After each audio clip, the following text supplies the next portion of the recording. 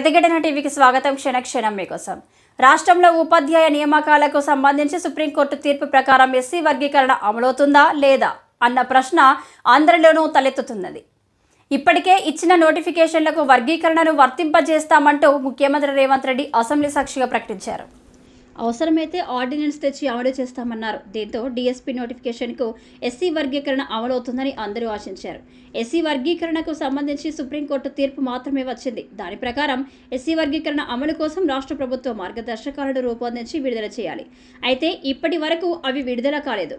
ముఖ్యమంత్రి రేవంత్ రెడ్డి, రాష్ట్ర ప్రభుత్వ ప్రధాన కార్యదర్శి శాంతికుమారి, ఆర్థిక శాఖ ప్రత్యేక ప్రధాన కార్యదర్శి కె రామకృష్ణారావు, ఇతర ఉన్నతాధికారులు అమెరికా పర్యటనలో ఉన్నారు. వారు తిరిగి తెలంగాణకు వచ్చిన తర్వాతే ఎస్సీ వర్గీకరణకు సంబంధించిన మార్గదర్శకాలు విడుదలయ్యే అవకాశం ఉన్నది.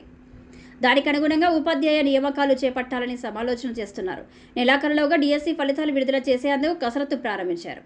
రాష్ట్ర ప్రభుత్వ ఆదేశాల ప్రకారం ఎస్సీ రిజర్వేషన్లను మార్చి ఉపాధ్యాయ నియామకాలు చేపట్టాల్సి ఉంటుంది. ప్రస్తుతానికి ఎలాంటి మార్గదర్శకాలు విడుదల కానందున నోటిఫికేషన్లో ఉన్న రిజర్వేషన్లు నిబంధనల ప్రకారమే ఉపాధ్యాయ నియామకాలు చేపట్టేందుకు అధికారులు కసరత్తు చేస్తున్నారు.